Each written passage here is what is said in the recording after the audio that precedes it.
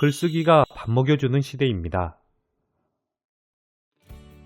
사이다처럼 시원한 액션 영화, 기발한 상상력의 세계가 펼쳐지는 애니메이션, 흥미진진한 게임, 상사에게 보고해야 하는 기획서, 장사를 마치고 늦은 밤에 쓰는 에세이 등 이들 사이의 공통점은 무엇일까요? 좀처럼 유사점을 찾기 어려우시죠? 하지만 조금만 생각해보면 그 뿌리가 모두 글쓰기와 통한다는 사실을 발견할 수 있습니다. 결국 글은 모든 콘텐츠의 근원으로 어떨 땐 영화가 되기도 하고 또 어떨 땐 게임, 또 어떨 땐 인생 그 자체가 되기도 합니다. 즉 여러분이 매일 이용하는 거의 대부분의 콘텐츠들은 글과 연결되어 있는 것입니다. 구글림에 올리는 유튜브 영상들 역시 그 뿌리는 글입니다. 글을 통해 영상이 만들어지고 그 위에 녹음이 입혀져 한 편의 콘텐츠로 완성되기 때문입니다. 마찬가지로 갓 개업한 학원 원장, 약국의 약사, 법률사무소의 변호사들 역시 선택의 여지 없이 살아남기 위해 글을 씁니다. 차고 넘치는 고만고만한 상품과 서비스 사이에서 소비자에게 선택받으려면 자신만의 가치와 철학을 보여주는 글을 온라인에 남겨야 하는 것입니다. 21세기 우리는 고상한 자기 표현만을 위해 글을 쓰는 것이 아니라 처절히 생존하기 위해 글을 쓰는 것입니다. 글쓰기는 개인의 자산이자 개인의 브랜드 가치를 결정적으로 높일 수 있는 핵심 노동입니다. 그래서일까요? 미국 저명한 대학교에서는 오래전부터 학생들의 글쓰기 능력을 향상시키기 위한 프로그램을 진행하고 있는데요. 그중 하버드 대학교는 가장 오래되고 훌륭한 글쓰기 프로그램을 갖고 있는 것으로 유명합니다. 이들은 1872년부터 신입생들에게 글쓰기를 가르치기 시작하여 현재까지 146년 동안이나 전문적인 글쓰기 프로그램을 운영하고 있습니다. 이와 관련된 흥미로운 실험이 있는데요.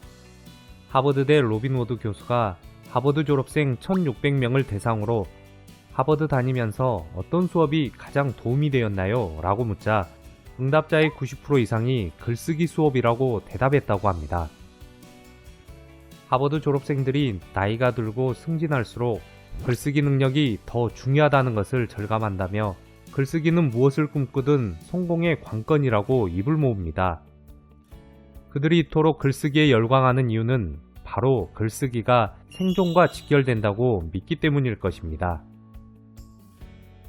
오늘은 여러분들에게 글쓰기에 도움이 될 만한 책 한 권을 소개해 보고자 합니다. 150년 하버드 글쓰기 비법은 쓸거리를 만드느라 곤욕을 치르는 초보 필자들에게 어떻게 하면 보다 쉽게 글을 쓸 수 있을지를 설명합니다.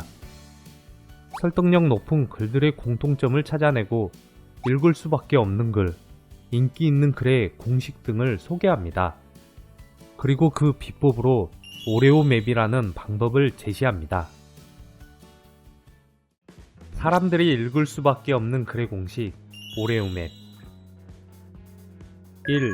오피니언, 의견.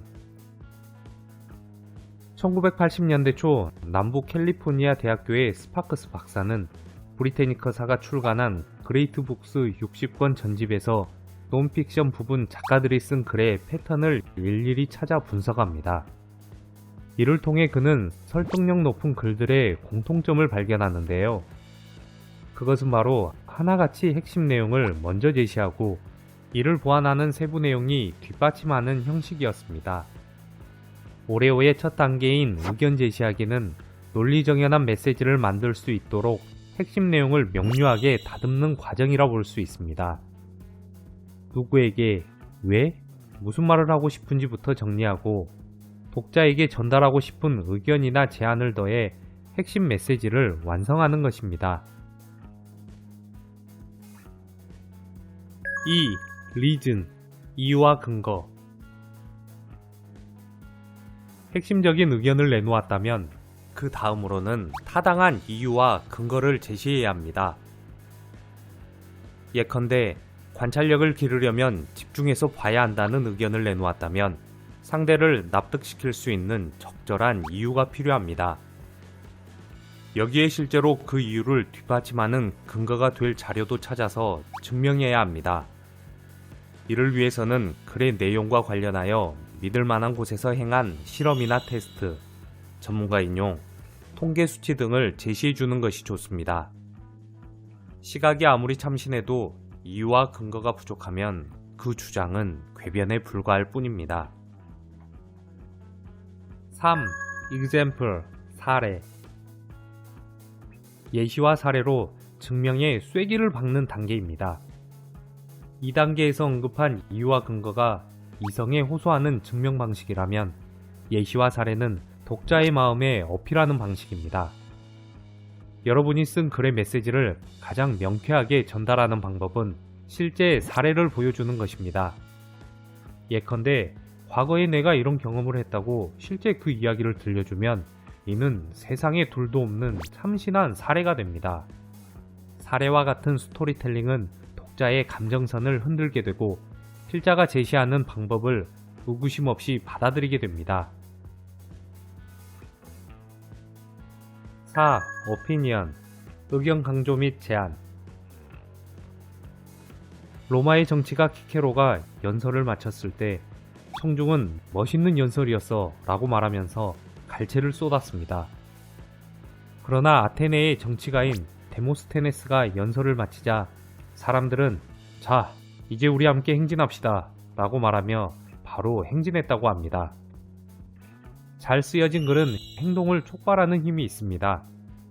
글을 썼으면 읽혀야 하고, 읽혔으면 통해야 하고, 통했으면 먹혀야 합니다. 독자가 내가 쓴 글을 읽고 내가 의도한 대로 행동하게 만들려면 마지막으로 할 일이 있습니다. 바로 방아쇠를 당기게 만드는 것입니다. 이 오레오 공식으로 지금 당장 짧은 글 한 편을 써보는 것은 어떨까요?